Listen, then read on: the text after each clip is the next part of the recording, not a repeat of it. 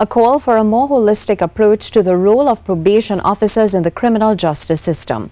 It comes from the DPP, the Director of Public Prosecutions, Senior Counsel Roger Gaspard.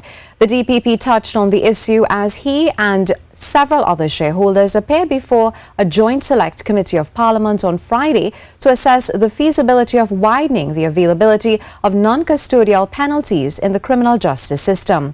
Janine Browne reports.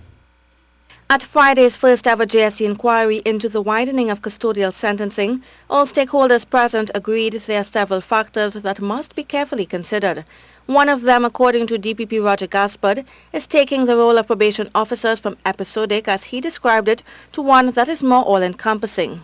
You find in other jurisdictions where focus is placed on this particular accent, the role of the probation officer tends to be much wider than the role usually embraced, from my experience, by probation officers in this jurisdiction. Chief Probation Officer Counsel Roger pointed out that the number of existing probation officers is well below what's needed to manage their responsibilities, particularly the supervisory aspect. Asked to score a guess, she said at least 50 officers are needed. As we speak, shortlisting has been completed, and we are in the process. I understand from Service Commission that it should happen within the financial year, I'm hoping, all things being equal.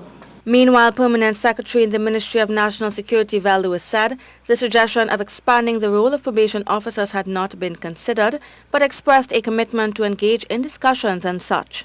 Janine Browne, TTT News. Also appearing before the JSC, Acting Deputy Commissioner of Police Deodat Dulalchan says sentencing is about more than punishing offenders. He says it must also seek to encourage changed behavior.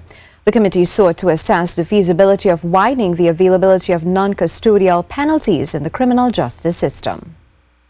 Non-custodial penalties have the potential to rehabilitate offenders and to restore justice to victims when coupled with specific programs geared towards these goals. But Friday's inquiry raised a concern of a lack of statistics to support the feasibility of non-custodial sentencing, as pointed out by Director of Public Prosecutions Roger Gaspard. We must adhere to data. And as far as I know, the data in this regard is rather slender. So it causes us to be hamstrung to some extent in assessing the issue of feasibility. Mr. Dulalchan then gave a commitment to have resources dedicated to his research department of the TTPS.